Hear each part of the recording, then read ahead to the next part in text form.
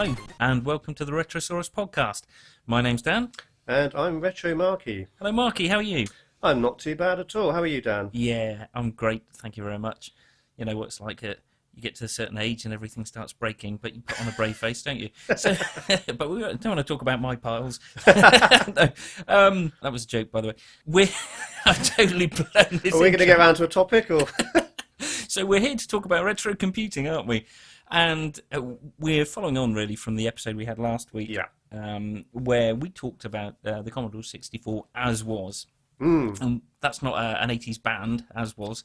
Sounds like it, doesn't it? But, we talked about the games, we talked about what we loved about it. It was all about personal experience and stuff. And it's very easy for people. See, I'm getting in early and getting all my words in early because I think you've got a lot to say about this. I'm doing well at shutting up for once. Okay, right. So, we talked about our experiences and stuff and, what we loved about the Commodore 64. And you can think that, okay, well, that's the thing that's perhaps sitting in the cupboard. And you get it out occasionally and, fondle your Commodore 64. Right, I'm glad you said Commodore 64. I wondered where that was going there. Yeah, and then maybe put it away again. But actually, it's not something that is just locked in the dark ages of yesteryear.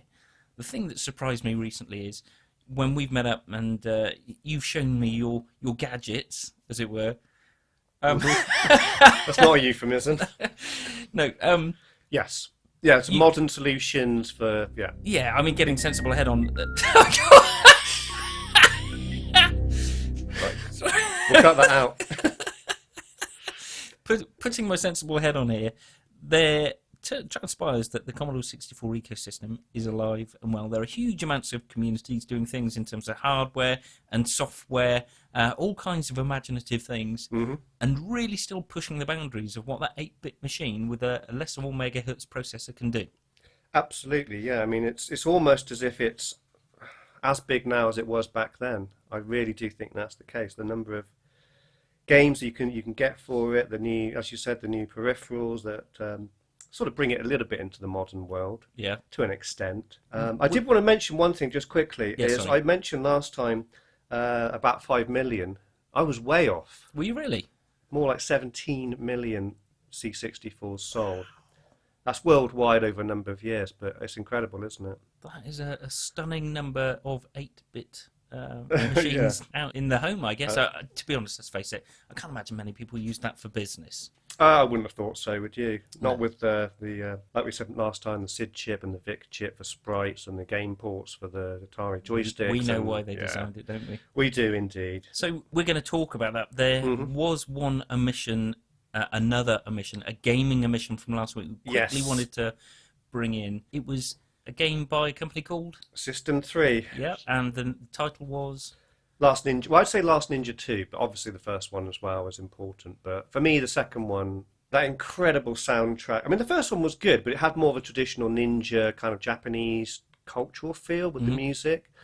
And then the second one was a little bit more. It was in the city. Well, it was in the city at times. It was an evolution, wasn't it? Yeah, and the soundtrack is still. It sends shivers down my spine. It really does. Yeah, so that was a game we both really enjoyed. Put hours and hours into. Hard game, wasn't it? Yeah, and effectively, would you call it an isometric kind I of? would, yeah. Sort of an isometric adventure game, room-based adventure game with puzzles and some pretty awkward jumping, I seem to remember. Pixel-perfect jumps that you had to make as a ninja with your array of weaponry. That's one thing that I will say I like about modern gaming that's finally pretty much gone is I cannot stand pixel-perfect jumping. I don't find it enjoyable. I don't even like the first time I fall. I don't think, oh, okay, it's challenging. I think, seriously, I've got to go around and do that again. It really annoys me. So the death of pixel-perfect jumping is something the modern world does really well. But The Last Ninja was effectively a huge adventure over multiple levels, which you'd load in. You'd have fantastic music playing in the background. And that really weird nunchuck animation that used to kind of... It was like he was throwing something and having a crouch on the toilet at the same time. Oh, that's a bit odd. But yeah, the sprite animation was another thing, wasn't it, that was particularly good in that game. Of all the characters, I think. They all had a variety of movements, very smooth. And of course, it almost came out on the Conix. It almost came out on the Conix, yes. Talking of which, have you had any more fun with your Conix controller? Not recently, no. I've got plans for it. and I intend to investigate using that controller, perhaps with things like, I don't know if it's possible to patch that into the Amiga emulator. I would think or so, things yeah. like that. So, no, but... I think that might be another episode, maybe a Connix Part 2. I think so as well. Yeah. So we talked about maybe running MAME and seeing if we could patch it into MAME. Ooh, Outrun, yes, please. Using it for Outrun and perhaps Star Wars as a thing. So if we do that, actually, we'll probably put that on the Retromarquee channel. Yeah, it could do. It could be a bonus. If you'll allow it. I will allow it indeed, yeah. or some other video, maybe a spin-off video or something from this podcast. Actually, there's one thing I would like to say, because we're on episode 6 now. So thanks to people for subscribing and following and commenting. We have made a few changes, but of course we're just trying to make it as best as possible, really, for the listeners. So we've changed our name once. I don't think that's going to happen again. I'm really pleased with the new name. So thanks for putting up with that. We've also changed from SoundCloud over to Anchor FM. Yeah, which is working out really well, actually. Yeah. So far. Yeah. Our listeners are now in double digits, so thanks for that. So, but we are, just to say, we're going to try and not keep changing all the time. Yeah. We're going to try and keep it consistent. But any changes are hopefully for the better for the listener. So. Yeah. Right, so we should get into the topic, because we've already gone sort of over 5 minutes rambling on. We want to talk about the Commodore 64 in the modern era. Where do we start about that, Mark? Well, what I was going to do was quickly mention, so the ways of playing the Commodore 64 hardware-wise. So originally, of course, we had the classic bread bin. I'm not going to go into all the details. We had the bread bin and then the more modern 64C, which in the modern day, if you are going to go down the proper retro route, I would advise to buy a C64C for reliability. It's newer hardware. The bread bin's a classic, I know, and I do have bread bins, but C64C would be my recommendation for modern day times. Okay, so you've shown me a C64C, but that is not a C64C. It's but with a clear Perspex case and a bespoke my board. beauty, yes. So do you want to tell me about this? Yeah, so that's the C64 Reloaded Mark II motherboard. There is a Mark 1. The Mark II's obviously got a few improvements, but they're both basically modern FPGA motherboards. But the nice thing about them is you do need to put in some of the original chips, the SID chip, the VIC chip. So you just drop them in from a donor machine. Yeah, they use what's called ZIF socket, zero insertion force. And what's good about, especially the Mark II, is it automatically detects what chip you've dropped in and configures it. Yeah. So, for example, it's good for also testing chips, because it will literally say, oh, that's a VIC2 R3, whatever. Yeah. And also say if there's any kind of failure or any faults. So, yeah, it's an FPGA modern motherboard using modern technology, but coupled with the original chips. And of course, the SID chip can't be emulated perfectly, no matter what people say. Yeah. We can get close, but it has analog digital converters in it. And also, the reason it can't be emulated is every SID chip is slightly different. There is no one SID chip. Some are better than others. Same with the VIC chip as well. You've got better VIC chips and better SID chips. Isn't that extraordinary? Yeah, it is extraordinary, yeah. So for one of these boards and the case, do they come all as one, or are they two separate things? No, you buy, basically you're only buying the motherboard, so you need to source a power supply, which is the other thing I should have mentioned. It uses a modern power supply. So it's 75% more efficient, and C64s often go wrong because of the original power supplies. Right. So I do recommend in the modern age using something like this, or a modern power supply for your bread bin. Okay, so how many weeks' pocket money have I got to save to get myself something like that? Assuming you've already got a donor machine. So I mean the reloaded motherboard is around, I think it's about 150 shipped. So it's not cheap. Yeah. And then you need your VIC chip, your SID chips, or chip, a couple of CIAs. You're talking about 200 before case, keyboard, power supply. So it's not a cheap route. But if you want reliability, for example, I mean, I've got a lot of machines, but if you're one of those people who just wants one kind of really good C64 that's reliable and going to last, it's probably the way, or one of the ways to go anyway. Yeah, I see. So if you, I mean, there's always that sense, isn't there, when you bring out your original home computer that you're going to turn it on and something's going to blow. Or even actually on the Commodore 64, I remember the bread bin one having problems where people pull joystick ports. There's a voltage in the joystick ports. See, I didn't realise that, but the person who told me about that was Philip Coe. It's true, actually, yeah. Yeah. Blow chips easily, yeah. Our friend Phil was very on the ball when it came to things like that, and was quick to point out so you didn't nuke his Commodore 64, which is a fair thing to say, really. Absolutely. Thanks for that advice, Phil. But Mark, so we were talking about that particular piece of kit. Yeah, so that's one option for the modern. So we've got the original, obviously, machines. We've got the C64 reloaded. Other options are there's the DTV, which was a joystick. Yeah. With built-in games. Now, the interesting thing with that is the original circuitry still there, so you can mod it into a workable machine with keyboard, disk drive, the works. Wow. Now, you might just think, well, what's the point of doing that? Well, it's slightly, because it's more modern, you've got 2 megabytes of RAM in there, and the C64 can display 256 as opposed to 16 colours. Right. This is before interlacing. With interlacing, you can get 4,000 colours. So there's not many, but if you check on my channel, for example, there's DTV videos, and it's impressive. Okay. It really is a taste of what the 64 could have been with a little bit more hardware behind it. Wow. Yeah, not that I'm criticising it, but no, that colour palette makes a difference. Well, we are talking about the Commodore 64 in the modern era, and part of that is about the evolution of the hardware, but still keeping the kernel of the system. I mean, the thing with this one is this is not that modern now. It's been around. It might have been 10 years or so. So it's not super modern. The reason I'm saying that is there is now a brand new C64 Mini, which is kind of a combination of two things. It's kind of a combination of the DTV, so a joystick with all the games on it, but it's also possible to add later a keyboard and use it as a machine. Is that the one that looks like a mini Commodore 64, but the keyboard's fake on it? Is that right? That's exactly right. Now, the other thing about that, because although they've made that, they are making a more expensive version with a proper working keyboard, which I'm looking forward to. I think I'm going to have to get my hands on that and see what it can do. Yeah. So that's, another 2 options. And then going back to the original machines, of course, with the C64 GS console, a bit like the Amstrad GX4000. Bit of a disappointment, to say the least. Yeah, not really the most successful. No. But nowadays, highly collectible. So if you've got one of those in your cupboard, don't throw it away. Right, okay. In fact, sell it to Mark instead. Yeah, in fact, you just give it to me, because it's not worth much. No. And I'll look after it. Yeah, exactly. Yes, so you've got quite a few options there. You got any more?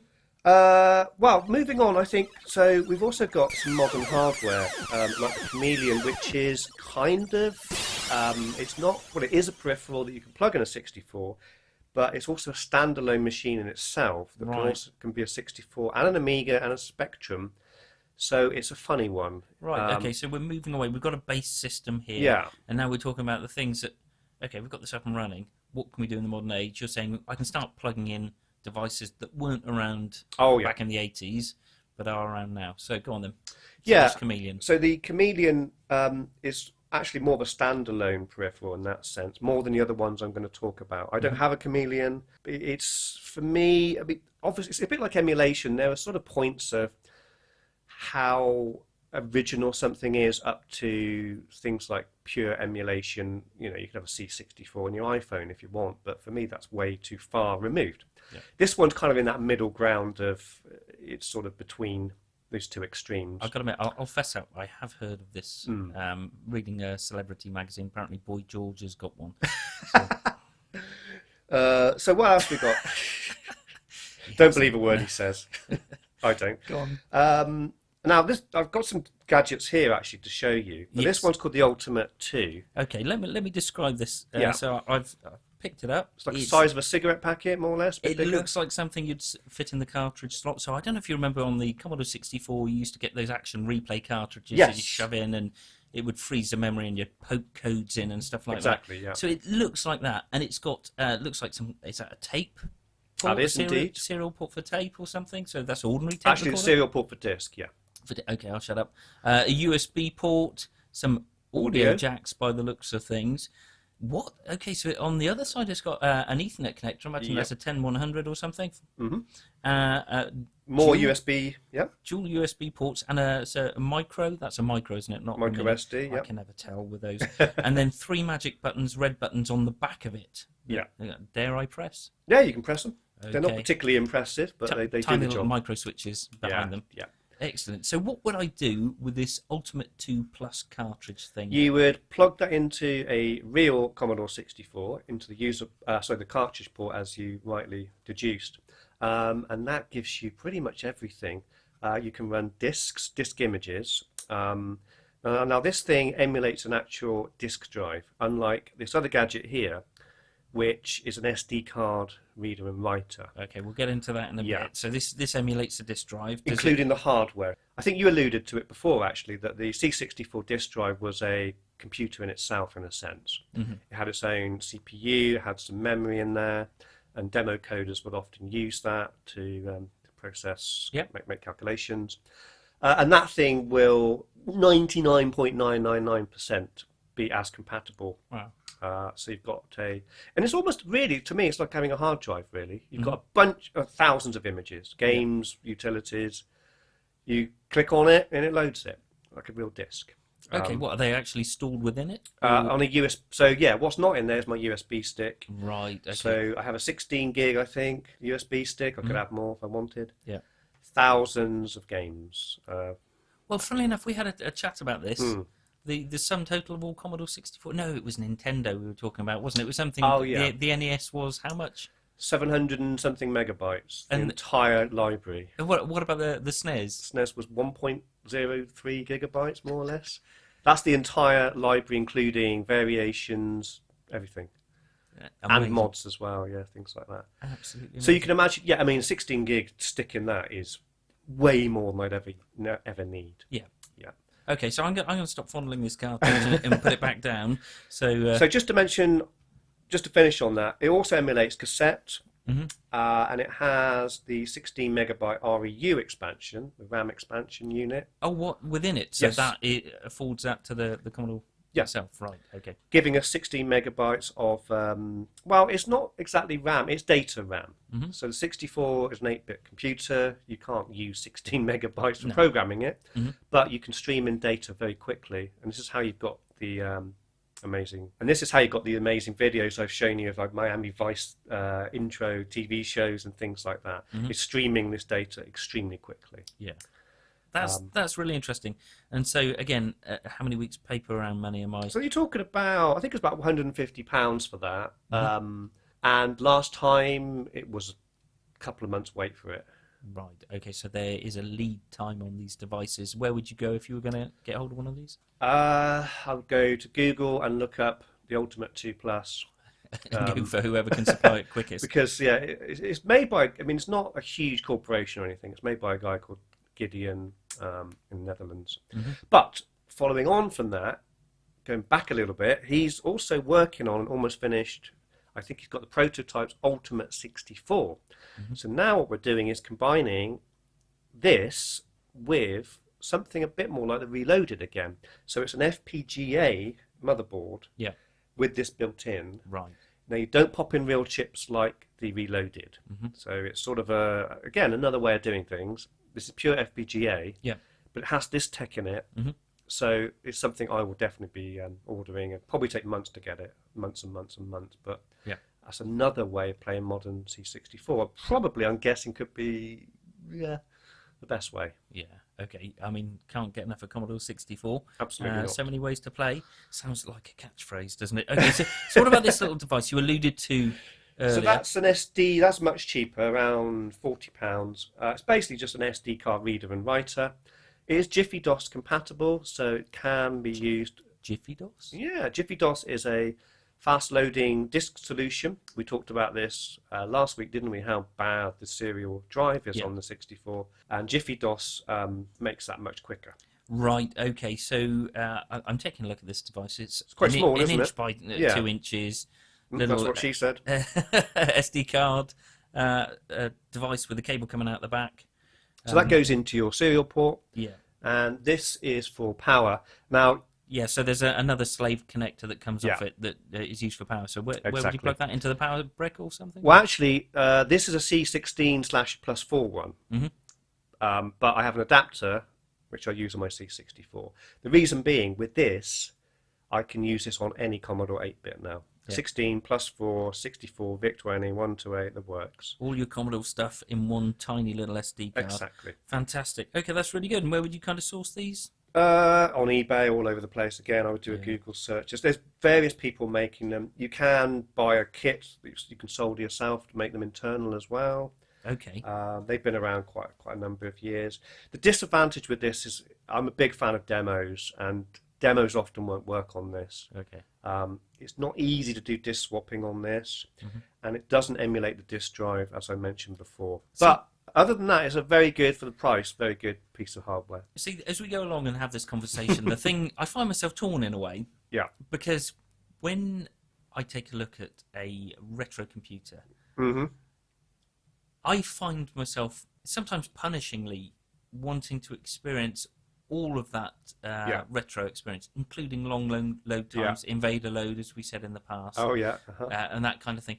And it's almost as a checkpoint to remind me of the speed that we have things now. So I guess what you're saying is, if you want to bypass all that, you can with all this. Yeah. But it's not mandatory these days to enjoy the Commodore experience, of course. No, I mean, there's a romanticism and nostalgia that you remember loading a game and it being, and it was a pleasurable experience. It still is. And we knew no more at the time.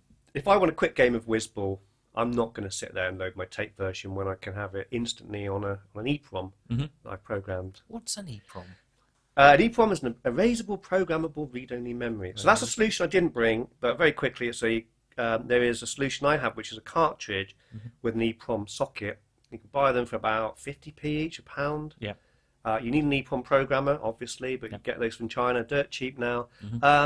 And you do need a little bit of tech knowledge and a bit of programming skills, but you can make your own cartridges to an extent. Wow, okay. So there's an awful lot you can do with this. So we've incredible amount. Yet another device, another kind of, what's this? This is called a tapuino, which sounds very Italiano. Like a tapuino, which is, just to describe it again, 2 inches by just under an inch. Yeah, a little bit chunkier than the SD card, but not much. That goes in the cassette port. Okay, yeah. And it's a cassette drive emulator with an micro SD card, and I've got tape images on there. Okay. So if you want to go to that real experience you're talking about without data rewind tape, that's the way to go in the modern world. Okay, right. So this would give you a consistent loading experience, and completely as is back in the day. Right. So on the side of this, it looks like, is that a micro SD slot? So you can load your images onto that. Exactly. And when you plug it in, is there on the Commodore 64 some kind of menuing system that comes up? There's a screen that lights up on the device itself and some buttons there. So it is a bit manual. You've got to kind of go, okay, menu, find letter A, find the game manually, and then select it. And then you just do shift run stop like a normal cassette. Can I just say, when he says a screen, this is it's tiny, yeah. This is a couple of centimetres worth of... it's readable, though. It is readable. Is it really? Yeah. I thought it was a solar panel. I was thinking, why the hell would you need that on a cartridge? But no, it looks pretty interesting. I mean, these are made in somebody's garage or something somewhere? Yeah, this is made by a friend of mine. I don't think there are any official versions, so often you buy them without a case, actually. But they're only around £20-25. Wow. If you really want the tape experience only, I would say that's the way to go. But this thing, the Ultimate 2 Plus, can also do this. So the good thing about that is you don't want to if you've got original tape media. So last week, after we did or the week before, however long ago it was, we had a last podcast, I dug out some old Commodore 64 stuff and showing you I've got the original R-Type, box and game, had Armalite, and those kind of things. And I keep on thinking to myself, they're great, but tape is such a sensitive medium, really. Yeah. So if you can get your images down onto this, you can keep your collector's items, as it were, of those games. Actually, Armalite case was fairly trash, to be honest, because you and I ragged the hell out of we that. were teenage boys. I mean, we weren't exactly delicate. Yeah, exactly. So, but you can preserve your images and play them and have that pretty much that close experience without wrecking your tape or stretching it or accidentally recording over it or some kind of stuff. And it's tiny. If you look at it, I mean, I've got limited space as well for my retro stuff. Yeah. The Commodore tape deck is quite small, but that's way smaller. Yeah. It just sits there. I mean, basically, normally I use the Ultimate 2 Plus and maybe one or two of these other things together. And it's just there. So if I want to load a tape, it's there. If I want to load a disc, it's there. If I want to pop up a cartridge, this is the same with cartridges as well. I mean, everything, data's just data. Whether it be a cassette, a disc, a cartridge, it's just data that goes into the system. And these are just modern ways of doing that are, So far, in my budget, is definitely possibly the SD card reader, and certainly that little device there. What do we call it again? Just a Tapuino. Tapuino. Okay, right. Tapuino. So that's 3 storage mediums, but you've got something else that's quite intriguing here. I've got pinched another piece of your hardware. Now, this is not made in the garage, by the way. It doesn't look like it's made in a garage either. It's quite nice, isn't it? Another small device again, a couple of inches wide, as it were, about an inch deep. And it's white, and it's got Wi-Fi on it. So here we go. We're in the modern era. The thing about modern-day computing compared to retro computing is definitely that we lived in an unconnected world where you could occasionally, through dial-up means and modems, certainly I used to have one for the Commodore 64, a dial-up modem, and you could connect to bulletin boards. And so what does this play? What role does this play? I mean, this basically does that, but it uses Wi-Fi to connect to your router. So rather than going through the analog phone lines, you're going through your router using Wi-Fi. Now, the good thing about this is the baud rate is high, well, comparatively high and reliable, unlike your old phone lines, and they weren't exactly. Well, let's not forget the cost of that. I remember hearing stories. I mean, using the phone in our house was one of those things you didn't do because, Yeah, and your mum would say, "Get off the phone, you've been on it for 5 minutes." Exactly. It was expensive, yeah. But the BT in the day, or British Telecom as they were, used to have horrendously high charges and all kinds of... they had like a special rate time, didn't they, that was not particularly special. That's right, yeah. This is all before... Depending on if it's Saturday or evening or morning or what day it was. Tuesday after a Magic Coconut Wednesday, whatever it was, the charges were astronomical. And the first online experience I remember hearing about were 8-bit text multi-user dungeons. They were not happy stories. There were stories about people who got obsessed with this online experience of going into rooms and doing text adventures online whilst they were hooked up to a modem, and they incurred huge costs around it. So let's not underestimate, really. You didn't want to spend too much time. Because if you think about it, I mean, okay, sometimes you might have a long phone call of an hour with somebody you love or whatever now and again. But mostly, you call someone up for 5 minutes, have a chat, and maybe arrange to meet up or just to catch up. Things with a modem, I mean, you're sitting online playing a game, it's going to be a whole evening, something like that. So you're right, back in the day. It wouldn't have been a whole evening in my household. I would have got clicked here. And not to mention, you couldn't use the phone at the same time either back then. Yeah. This was also the case when I had a dial-up modem on my PC as well. I had to ask my flatmates, is anyone using the phone? So I could dial up on early internet access. People picking up the phone and getting a screaming... like a fax machine. Brilliant. Okay, so that's great. So how much does that cost? That's around £30. You can find it on eBay or get it directly. It's called Wi-Fi 64. There are other solutions that are more pricey. Some with more lights and little screen on it, but this is a really simple one. But how do I configure it? Because there's no little screen on that one. So what I had to do is find a piece of software by Googling, just C64 BBS client or something like that. And then using that software, I mean, you do get instructions with this as well. Yeah. I figured it out in not more than about an hour. It wasn't difficult. I don't consider myself a genius or anything.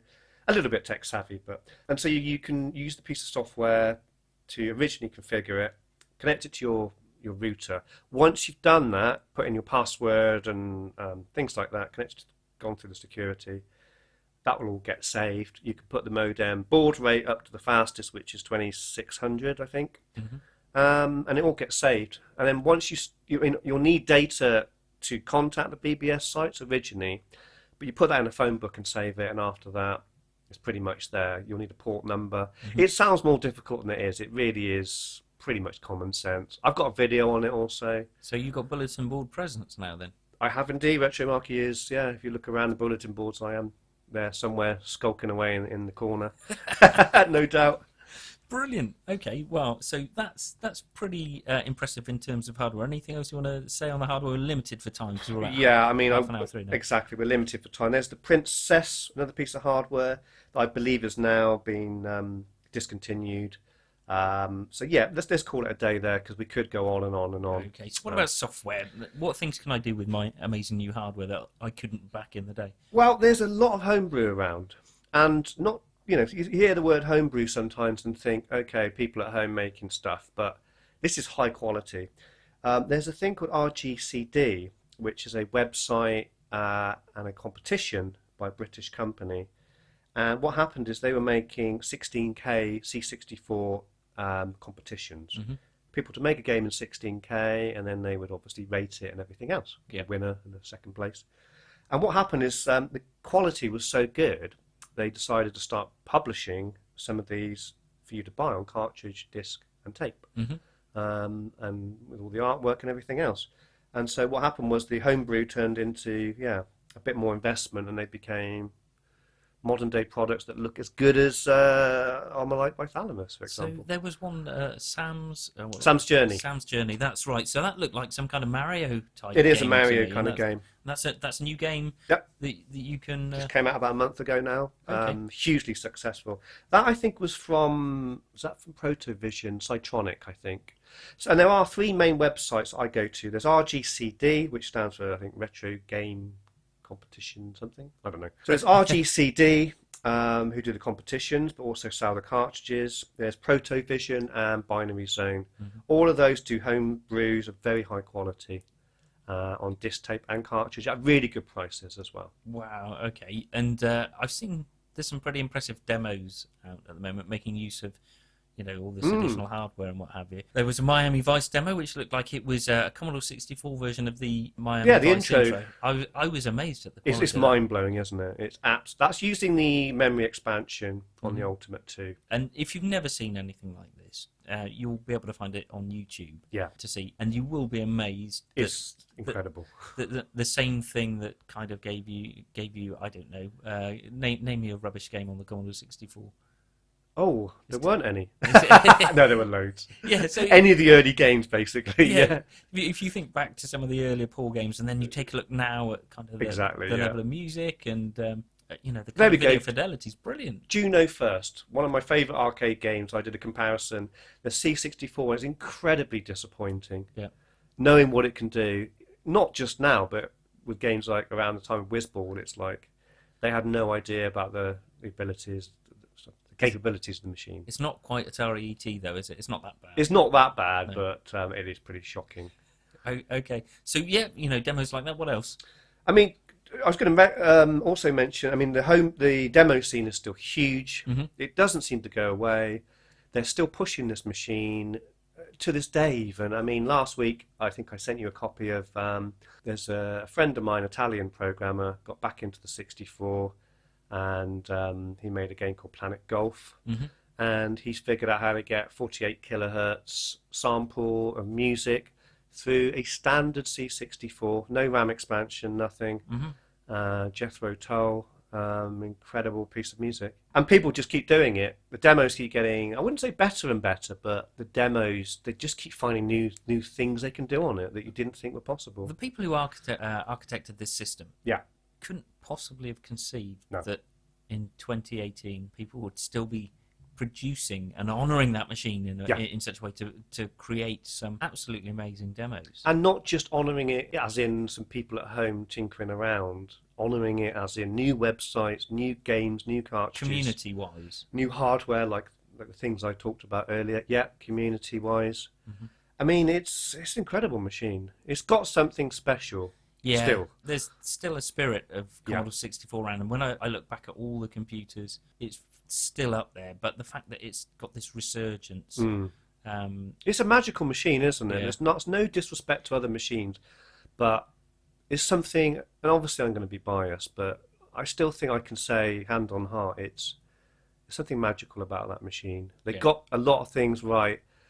I don't know if I don't think they probably knew that at the time.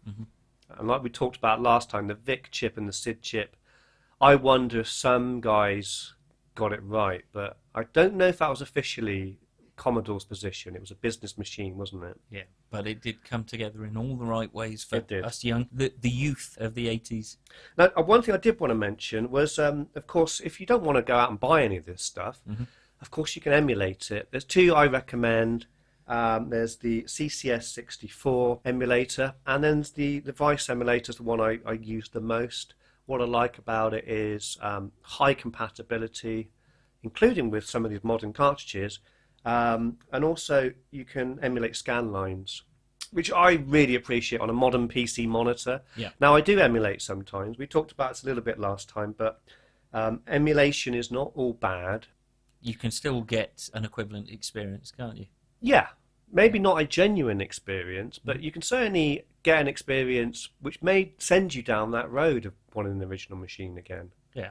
And also the modern... That sounds like a kind of retro computing dealer speak. Have a bit of this and you'll be back for more. Yeah, just try this for free and then come back to me when you want another hit. But also, of course, emulators are used for development. Probably a lot of these kind of gadgets we're talking about, and the FPGA boards, and making demos and homebrew games. I'm sure cross-development is a huge thing. Yeah. 64 is a great machine, but like I said, not easy to program. The keyboard is a full-size travel keyboard, but it's a little bit... compared to a nice modern PC keyboard. If I was going to sit down and program a C64 demo or game, I would use a PC just for that convenience. Yeah. Plus, with a PC, you can do save states, you can rewind, you can do so much more than you can on the original hardware. Yeah. So I don't want to go down that road of saying just because I'm a huge collector and fan of the original hardware that there's nothing to be said for emulation and these modern FPGA solutions. Let's not be snobs about this. So yes, people have obviously put a lot of effort into creating these emulators. It's a very quick and easy way for people to dip back into that experience and relive the joy of all those games from days gone by. It's also preservation. Emulators help us preserve the systems as well, and all the software of the systems that think about the Commodore PET. It was all on cassette. Those cassettes eventually are going to wear out, but with emulators we're preserving software, so nothing wrong with emulation. But of course, if you want the real experience, get a machine. Exactly. You can't beat the original machine and feeling of that. No, that's good. So, we've covered quite a wide spectrum of things, really, in terms of hardware and software. Huge amount, yes. Emulation. And we could cover more, I'm sure, but we've got to keep it down to a reasonable amount of time. We've been jabbering on for about 40-odd minutes now, so let's talk about what we're doing at the moment now. Let's move on. Well, I was going to say, Dan, what are you playing at the moment? Anything new? Anything special? What's going on in the PC world at the moment? A couple of developments. So...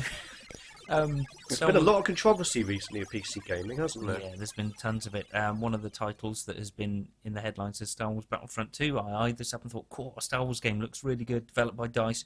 Really want to get my hands on that.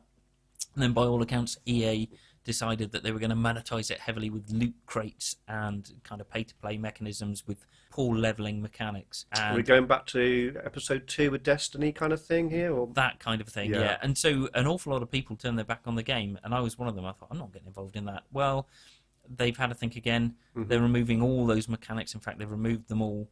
They've made leveling a lot easier, and the game is much more of a normal game to play. So I saw it, sadly, it was at Toys R Us, and they were closing down. Yeah. Which I think is quite a sad thing. It is, yeah. But they had Battlefront 2 on sale there, so it's a happy event after all. And I picked that up, and I haven't had a chance to play it really. I've watched my kids play it. All right. They've loved that. Is it first or third person game or both? It's both. And okay. I think that's the difficulty I've got. I don't like third person, I like first person. I know, I'm with you on that, yeah. Yeah, so, and when you've got a choice of both, there's no point in playing first person because the people with the third person tend to have better field of view and awareness, so it spoils the mechanic for me.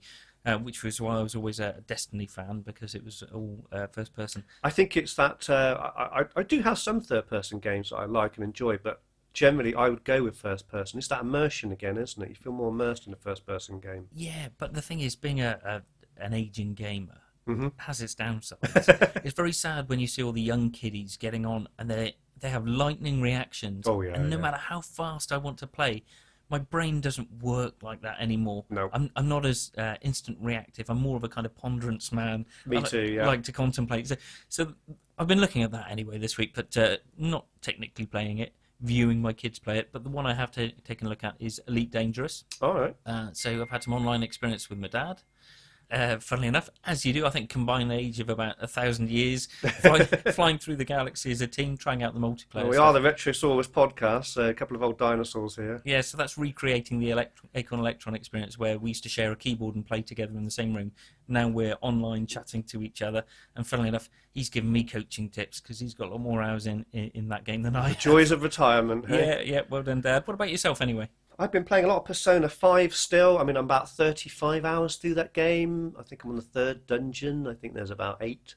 Mm-hmm. So that is a huge game to play. I mentioned it before, Final Fantasy. If you like Final Fantasy X, combined with anime, incredible experience, but eats up a lot of time. Mm-hmm. This is PS3, by the way. I'm still stuck on the PS3. Yeah, you still haven't got a modern gaming console. I will talk you into it one day.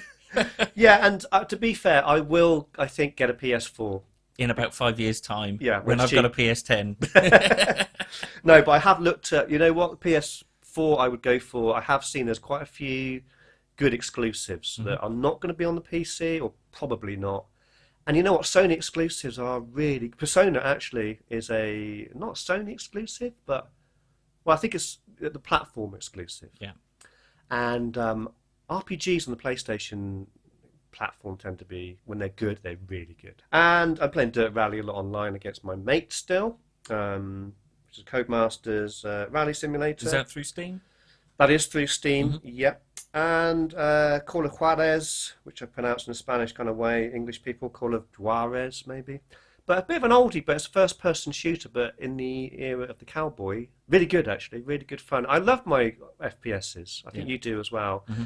And yeah, it's a little bit slightly old school now, but if you haven't played it, great storyline, and it's hard as nails. Okay. Really challenging, even on easy. So you speak Spanish? Well, of course I do. I lived in Spain for many years. I love the accent. Call of Juarez. So what we're going to do next time? Have we got any thoughts on this? No. We have got thoughts on the future, but we've got a lot, haven't we? And narrowing it down to, I might be trying to persuade you to go to look at the Amiga next. What do you think? So we're going to have an arm wrestle about this. Yeah. Because I'm going to talk about the... No, I'm not going to talk about the I'm going to go back to the comics again. I think Amiga may well be up there.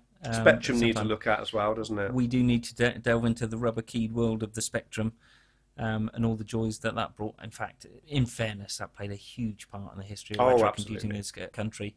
And your mate, Sir Clive Sinclair, has got...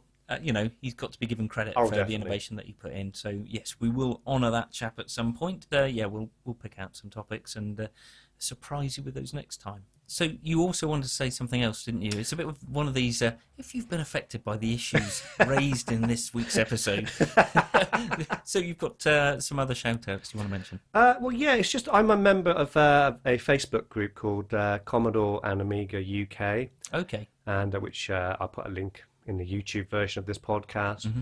Now Rob Crane is the main guy who runs this, big 64 fanatic, and Amiga as well. Oh, excellent. Right, okay. Yeah, but also I'm on there if you want to chat to me or ask me any advice on any of these peripherals or things we talk about. It's just a place to basically for C64 and Amiga fans to get together, chat, share videos, and all sorts. Excellent. So Facebookers who haven't been scared away by data analytica, Cambridge Analytica, join up and get all that Commodore 64 and Amiga goodness. Like I said, I'll put a link in the YouTube video because I don't remember the exact name. Something like Commodore and Amiga UK, but there's loads of them on Facebook, so I'll put a link in. Excellent. Good stuff. Alrighty. Yeah.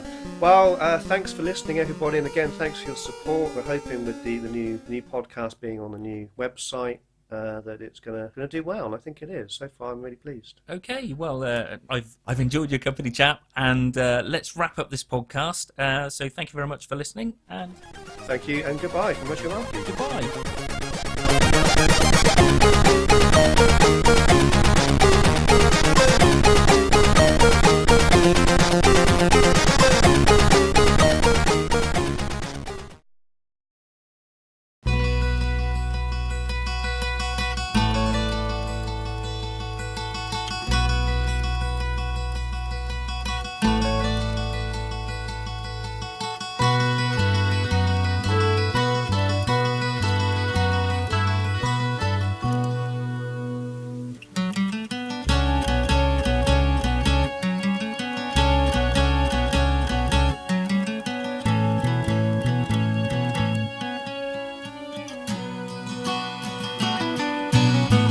On present platform, do your soft shoe shuffle dance. Brush away the cigarette ash that's falling down your pants.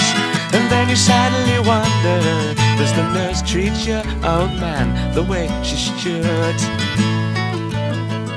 She made you tea, asked for your autograph. What a laugh.